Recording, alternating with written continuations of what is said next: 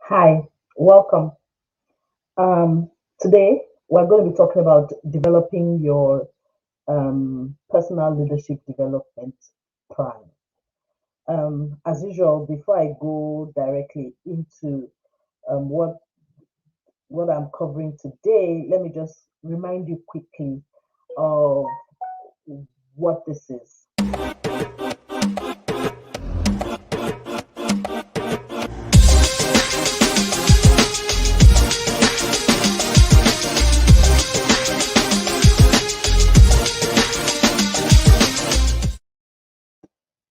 Right. So, um, today we are focusing on working together to develop your leadership development plan. With that seems a bit convoluted. However, I'm sure you know the reason why you should plan, but just in case, let's just go over it again. I will speak to all you've heard the saying, if you don't, what's that thing? If you fail to plan, you plan to fail. Very trite, but very true.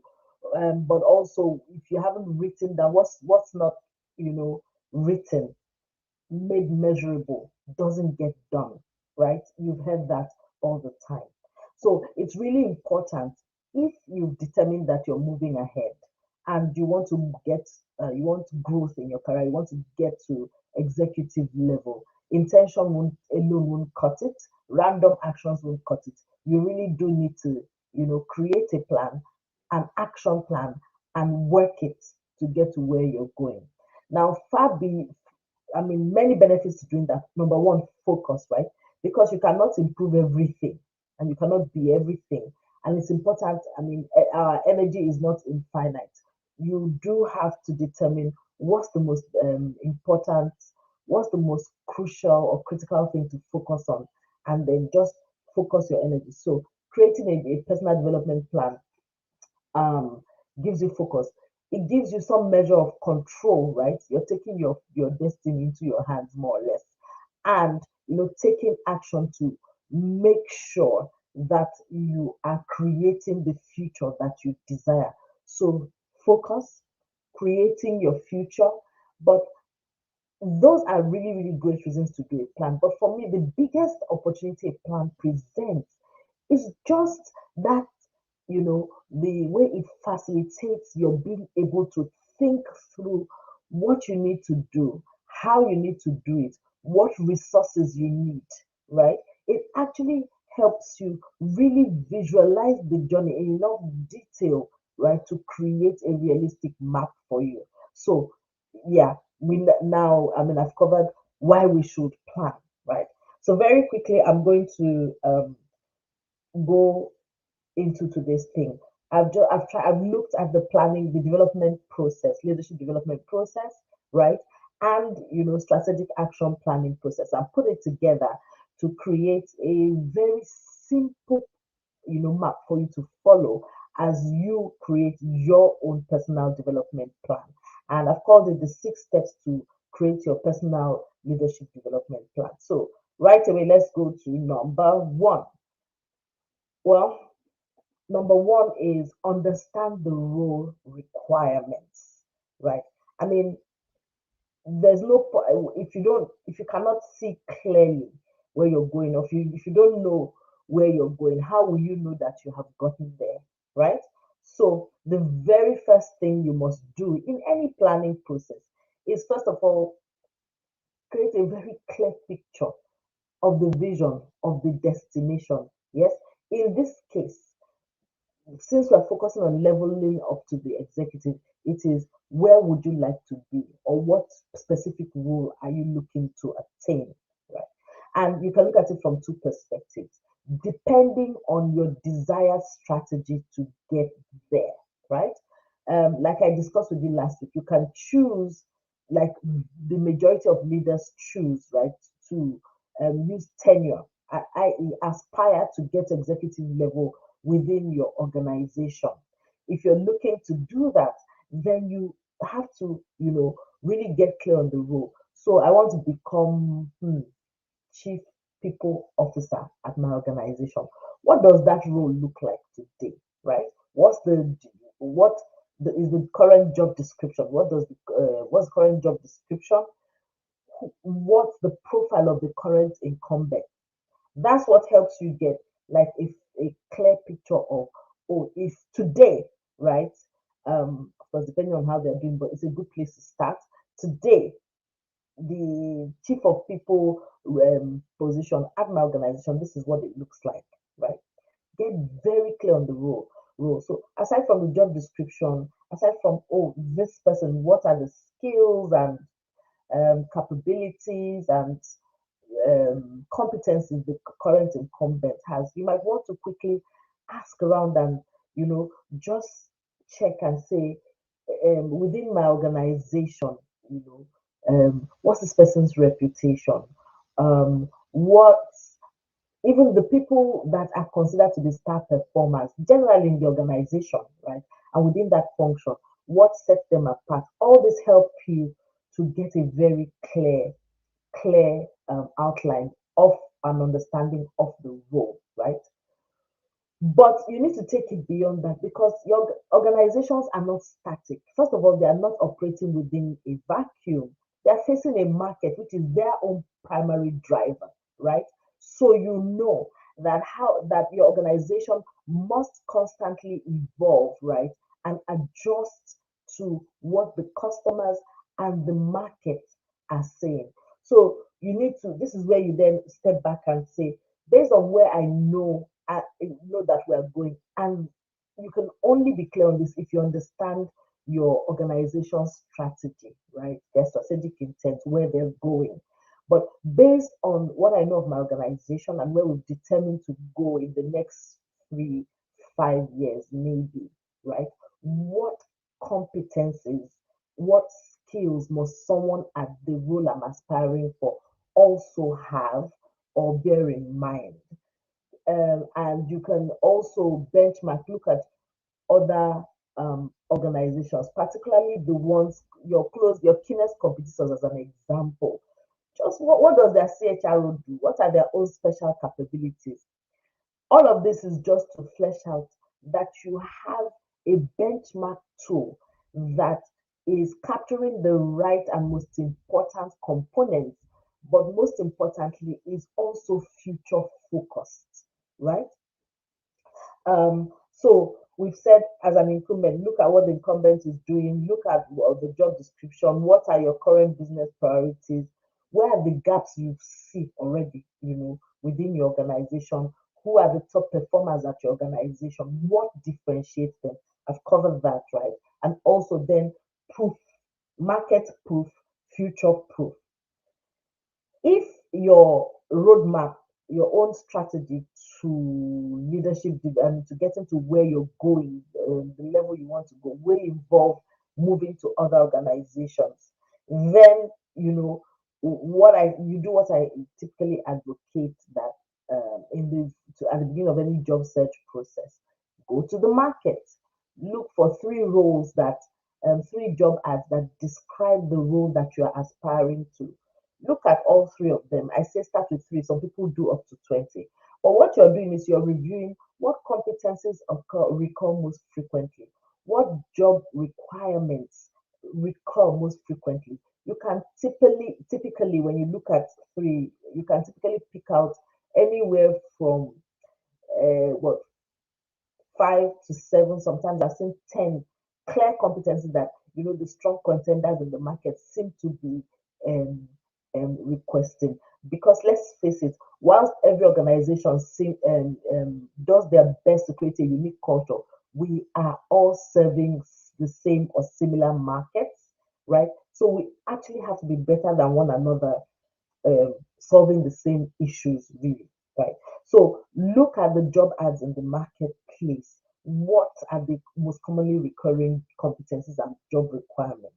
What are the future trends and emerging market factors? That will give you, right, a composite of the role you're aspiring to, right? So let me back up. Internal, look at your internal context, then superimpose the market context on it to get a really robust benchmark. If you're facing external, then really, explore market information and job ads, explore the market to get a robust um, job description, job benchmark that you're matching yourself against. Okay, so that's that for understanding the role requirements. Two. Step two, once you now have the picture, a clear picture of what you are aspiring to, your next step is to now benchmark yourself against that standard. When we're thinking strategy, we call it what's your current reality, what's your as is. So here's the job I'm aspiring to, right? Here's who I am, and when I put myself next to it, how do I look, right? Okay. Hi, Temi. Welcome. Thank you for joining me. All right. So, you're doing your self-assessment is in two steps, or well, three steps. First of all, you yourself do a self-evaluation. So here it is. Here I am. Am I strong? Am I weak? Am I, that there are templates, simple templates, just as a simple looking at this thing the way that it's been described. Can I do it? Can't I do it? If I can't do it, to what extent can't I do it? And there are loads of templates. I will share a couple, maybe after the broadcast, I will share a couple of templates you can use. A simple self-assessment template, and or you can even Google and find, you know, simple blank self-assessment template. You put the job criteria in one, and then you use the grid to rate yourself against the job requirements. So first thing is an honest. I'm not doing it for anybody else, or do it for yourself. An honest self-assessment. The next thing you must do is do what we call a 360-degree feedback. Some of you work in organizations where you already that it's a tool that's already in use for you for as a part of your leadership development activities, right? It's an assessment where they take the most important competencies for your role, and then they get your supervisor, your peers, and your direct reports to rate you, right, against those things. Some organizations extend it further and even ask they can ask maybe your supplier, people you deal with most often in the course of your job, it could be clients, it could be suppliers, to also rate you. What that does is that it gives a complete picture of the leader and how they're doing against these competencies from different perspectives, right? So what you should now do is do one. Hi, Teni. Oh, hi, Debbie. Welcome. What you now do is you do one, right, for yourself. And there are templates to do this as well. If you just look online, you will find several um, 360. I also have one. If you want, you can send me a message. I can share a template with you, right? So do a 360 assessment. Now, when you're doing it for yourself as a person, I always advocate, because it's the people that live with you, right, that know you quite well. So it'll be really useful if, in addition to your peers, the people who report to you, your boss, a trusted client, find someone who lives with you, I mean, a family member, a close friend, to also rate you, so that you have a complete picture, right, of what you're looking like, against these competencies or job criteria. Once you have your self-evaluation and your 360 feedback, you now have enough information to work with. You go ahead and analyze this information. Some people, you say do a SWOT. You can do both a SWOT or a SOAR. You've heard what a SWOT is: your strength, weaknesses, opportunities, strengths. So what are my strengths? What are my weaknesses? Where are the opportunities that I can exploit, right? That will help me go towards this role that I'm aspiring to. And what could stop me? That's one way to look at it. There's another school of thought that says, oh, you should really just focus on your strengths, right? And it's a method of appreciative inquiry. It's called a SOAR analysis, and it's your strengths, opportunities, actions, and results that you are looking for, right? Just bear in mind that your strengths and weaknesses are those things that are internal to you, right? Your own that you have direct control over. Opportunities and threats speak to the external. So in your external environment, what could you expect that will make you much better? What's a threat that could stop you, etc. Whatever approach you use, just by this time you have plenty of data to work with in terms of feedback, and then you do an initial analysis of where you're strong. First of all, you can see very clearly how you look against the job requirement. Then you can see where you're strong, where you're weak, where the opportunities are, etc. All right, so now it's time to go to step 3. Once you've done your initial analysis, the next thing you must do is to now, based on the information you have, um, set clear, effective goals. All right. So in thinking through um, what goals you should be setting, there are a few things you should bear in mind, right? When you're thinking of moving to the executive level, there are a few broad areas that you should bear in mind. Skills and competencies is one. So, do you have the skills and competencies required based on the job profile you've created? Two, do you have track record? Is there evidence? Because with leaders, nobody is listening to I can. They will first of all look for evidence. So, do you have a track record, right, against each of the most important criteria that are required for this job? Then, um, what's your brand, your leadership brand? How are you different? How have you differentiated yourself, right, from others? To what extent are you known? What's your reputation? What differentiates you? So you think reputation, brand. Then the next thing you would think about is your network. And the reason why you want a network is, you know, again for branding, but also that's how you build a reputation, right? If you're not networking actively, how do people know that you are who you are and you can do what you say you can do? And in thinking about network, really you're thinking, what relationships must I develop actively, right? That will help me towards this goal. Relationships like sponsors, internal or external, peers, industry groups, even mentees, right? So you're networking as a leader. You're not a leader if you don't have a network or people that you are leading, a network, a community. And then in that your network, all intertwined is your reputation. And how do you build a reputation? By delivering and by having people who are willing to advocate for you, to testify as to that your qualities, right? So that's something to think about again. And another thing to bear in mind as you're thinking through what goals could I possibly set, that has to do with my development as a leader, is where are the opportunities, right, within my organization, outside my organization, to demonstrate or to apply these my competencies so that I am proving myself and building my track record, right? And also accomplishments. So those are some of the things you bear in mind as you're thinking through should what kind of goals should I be setting? All right.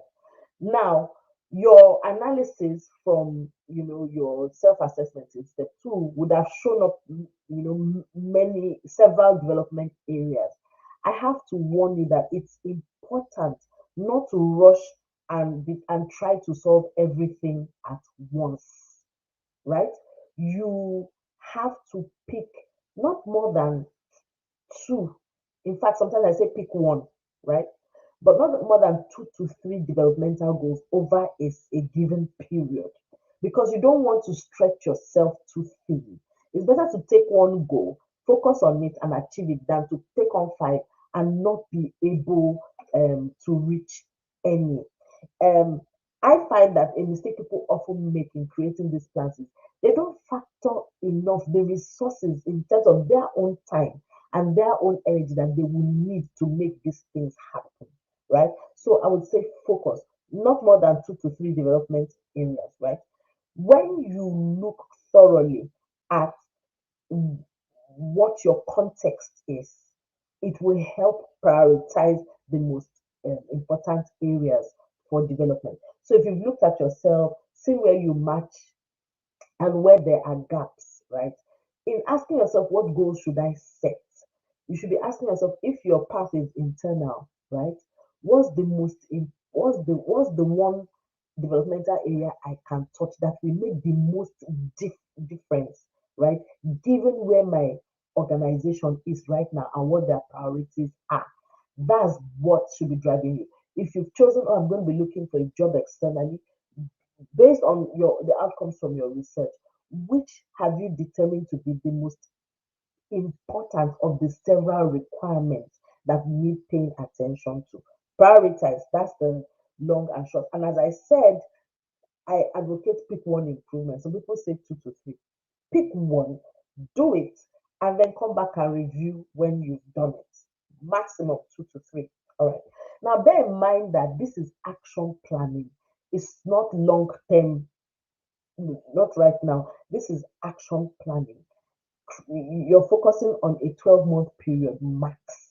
In fact, sometimes I push my people because um, the shorter the period, you have to make, incremental reach incremental short-term goals, right? That build up into medium term and then your long term strategy. So if I want to become MD of MTN in 5 years, as an example, right? Today, I must then, first of all, understand what the executives at MTN, what the critical requirements are. Benchmark myself against those, and maybe in the first 3 to 6 months, focus on, oh, I want to build 2 or 3 skills, and then the next 3 to 6 months, I want to work on projects and build a track record that uses those skills. Then the next one, I want to look for maybe a lower down position uh, um, and try to get into the organization. And then the final phase of my plan would be, okay, now that I'm in, I want to move to this certain level. That's a long term plan. But right now, what I'm asking you to do is to focus on your next 12 months maximum and pick the most impactful, right, area you can focus on. Focus on that and move. Of course, your goals should be smart, specific, measurable, actionable, realistic, and timely, right? Most importantly, it has to be measurable. You must describe your desired outcomes in clearly observable measures of success, right? Depending, so if you say it's networking, it's not vague. Um, if your strategy is internal, maybe your networking goal is to develop 2 sponsor relationships and 3 advocate relationships, right? So those are clear within the next 6 months. So at the end of 6 months, you will come back and check what relationships have I built, right? And are they working the way I said I wanted them to work? Or it could be find an opportunity within the organization to um, getting on future plans. In which case, it would be so I must take an active role on at least one strategic project to do with the future growth of my company, right? So at the end of the period I've picked, I come back and check, did I do it? Has to be observable, cannot be vague, right? Now, then you go to the next step. So you've set your goal. Your next step now will be to really dial your goals in. So far we've spoken about, I want this role. I've assessed myself. I know what the requirements are. I have used my business priorities or where I want to go to prioritize, right? And I have set observable, measurable goals. Fantastic, good going. But you really need to dial, because you see, taking these development actions, let me tell you, life is very busy. Once you're doing this, this is not all you're doing. In fact, You have your major job that you're doing, you have family to care for, you have church or mosque to go to, you have friends to keep up with. We are all living very busy lives. I guarantee you, even though when you listen to these things, you leave the room all inspired and say, I will take this action. A lot of people fail to move forward, right? Because they simply cannot sustain the grit and the momentum required to actually take action on their goals.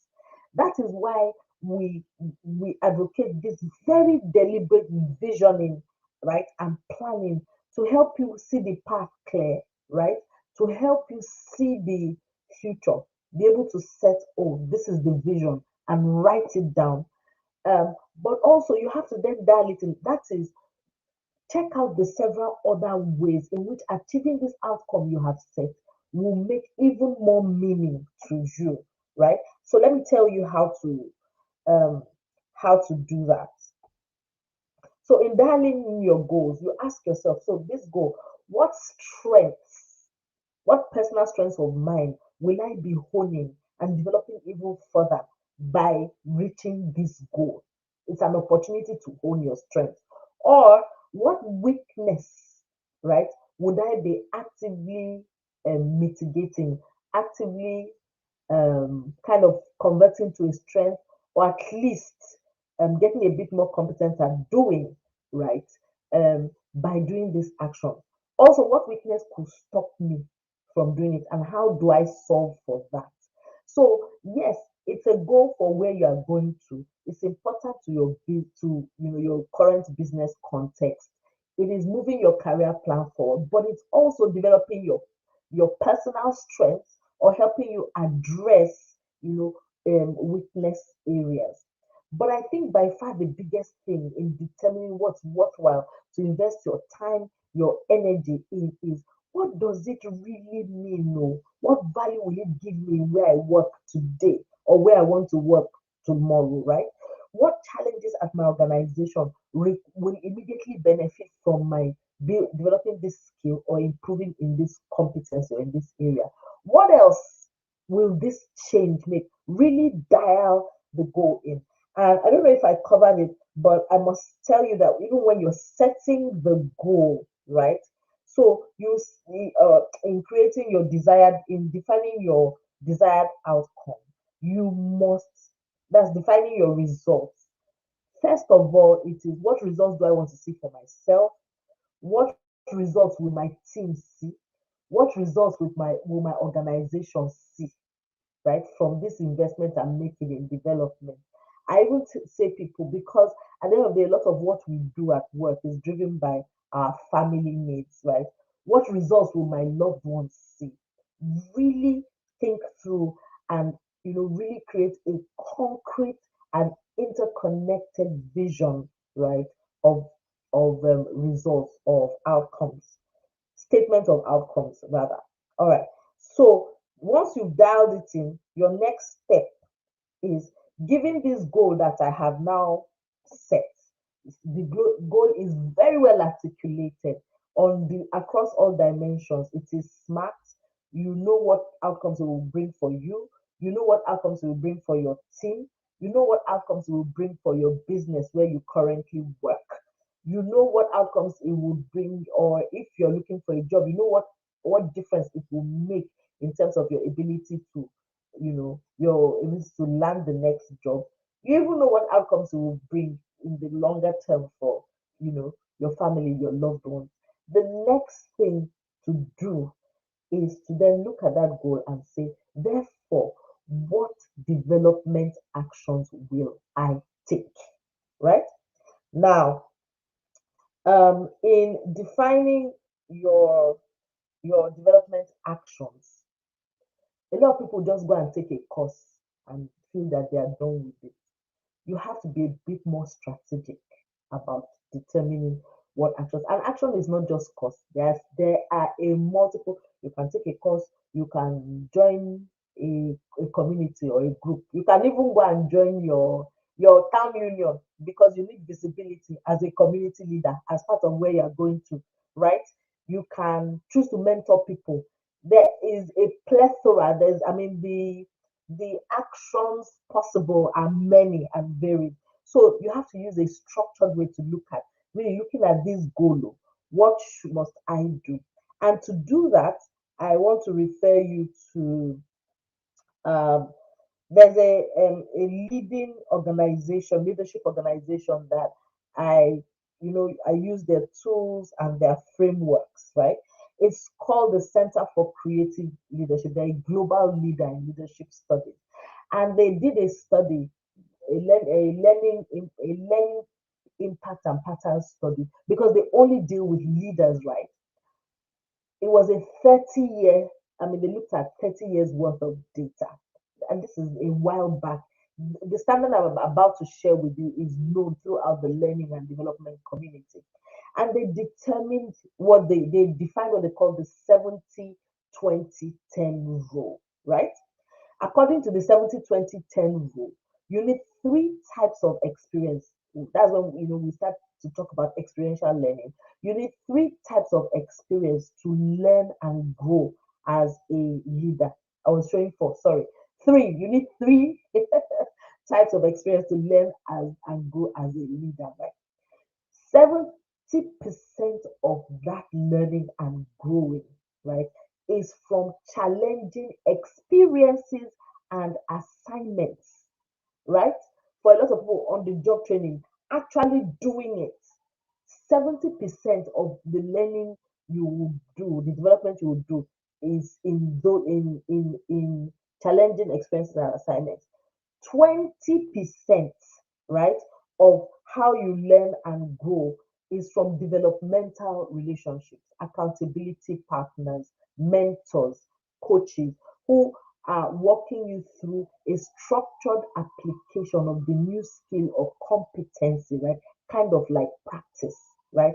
And only 10% comes from coursework and training. So, what does that mean for you?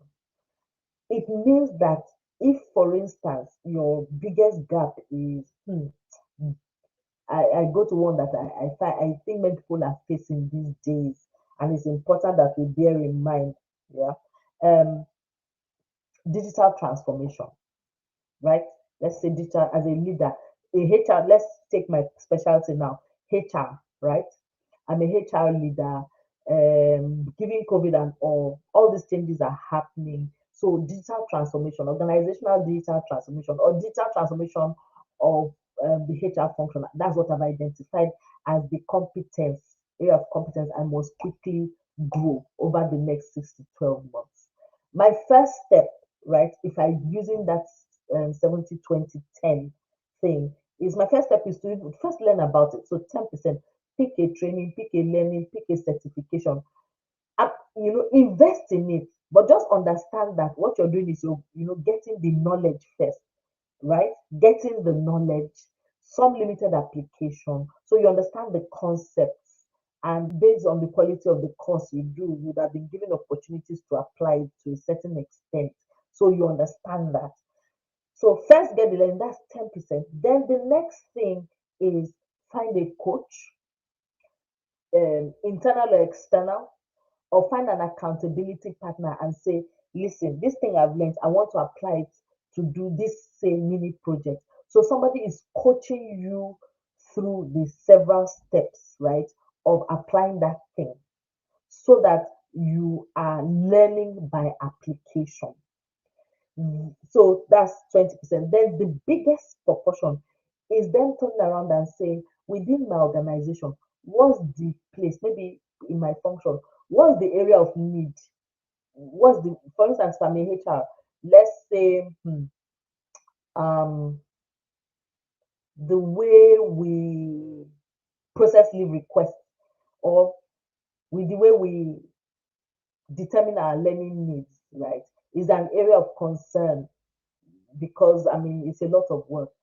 I then come and take that my knowledge of digital transformation and say, let me pick this one area that will make an impact within my function, or you can work with a cross-functional team and create a project to digitally transform it.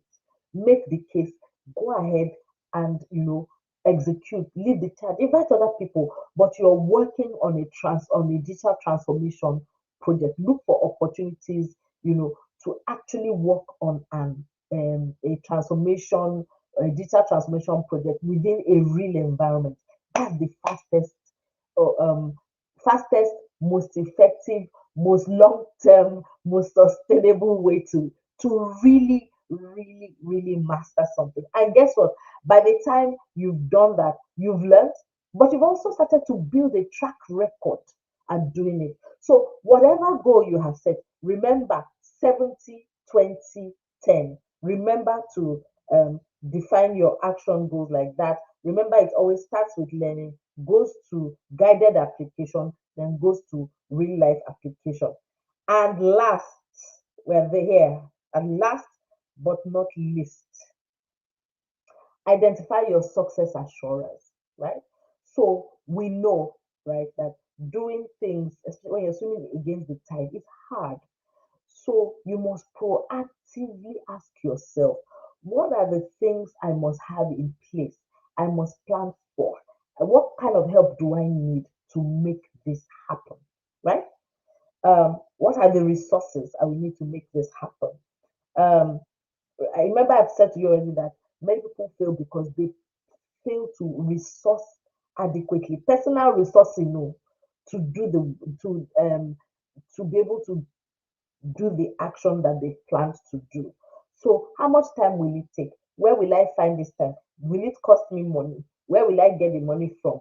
Um, is there any thing in my personal life that I would need to give up, or are there any of my close relationships that I would need to sacrifice, or they have to sacrifice on my behalf for that period to make it happen? It may seem mundane, but for instance, if you've committed to get certified in something, it means that you're spending, because you still have to go to work, right? It means you're likely to be spending Saturday studying instead of taking the children out to your regular outings as you usually do. If you start the development action without calling the people that matter in your life and saying, look, here's what I'm trying to do, right? And here's how I would need you to help me, here's what's not going to happen as a result of the investment I have to make in this. If you don't address it proactively, it then becomes a struggle going further down the line. So again, what resources will you need? So sometimes it could be your boss, and it's very important, especially if you have a really demanding job, or if the the action you want to take will require a lot of heavy lifting. I can think of, yeah, getting certified, but also it could be from time to time, if you decide you want to do networking, active networking, maybe you'll be required to come and uh, give talks, right? Different at different times. If you haven't spoken, you need to bring your boss, your manager on board, if it's going to impact you at work in any way, right? But I think by far the most important resource here, not most important, but something you people don't usually do that you need to be, but you need accountability partners. You need that person that understands your plan. For some people, they use their spouses, some people use their close friends, some people use a professional colleague. Pick someone who you know will be diligent at, who will motivate you, encourage, but will be diligent at holding you accountable. Some people pick, you can find another person, right, who is going on the same journey, and you hold one another accountable. We do it all the time in training. Find someone who will hold you accountable. Or you could use a coach. Understand that you cannot do it alone, especially in terms of accountability. I can't overemphasize that. All right, so I mean, I think I've covered it quite well. So these six things, right? Um, just to quickly recap, understand the role requirements, conduct a thorough self assessment, also get feedback from other important interested parties, set clear, effective goals. Goals must be smart, must be cast against your business realities and priorities, must be dialed into developing your strengths or weakness areas, or must give you, an opportunity to build a track record for something that matters. Um, you must understand that development comes. You do your development in this. Most people do get developed in the 70-20-10 format. 10% from learning, 20 from guided application, 70% is from actually doing the thing in real life. And last but not the least, you need someone to hold you accountable. You need to proactively determine what resources you need and resource ahead of time. So that's it. I will be providing with my next. If you follow, I'll do the usual. All right. So if you're not following me already on Facebook, like the page, follow the page. On LinkedIn, follow me. YouTube, please subscribe. I need the followers as a special bonus for you having gone through, stayed with me till this point. I will be sharing a resource, a a template, a personal development planning template that contains a lot of this information directly under this post. I think in 24 hours, I will share it. You can go ahead, take it, download it, and create your personal development plan. Okay. And then the last thing I have to tell you is Thursday is going to be really, next Thursday, September 9th, is a really important date for us here because we're having Gerald Ilukwe. Gerald Ilukwe is a very experienced executive leader with a proven track record. He was country leader for SAP here in Nigeria, country leader for Microsoft here in Nigeria. He was the pioneering MD at Galaxy Backbone and is now the Chief Information Officer at Kaduna State. He has very graciously agreed to come and share his experience and his counsel with us as regards moving into the C-suite. You don't want to miss it, especially if you are a mid to senior level professional in tech, also working in government space. You do not want to miss this. Come, we'll spend, a couple of some time asking him some questions, but then there's going to be ample time for you to speak up, ask your question, and have it answered.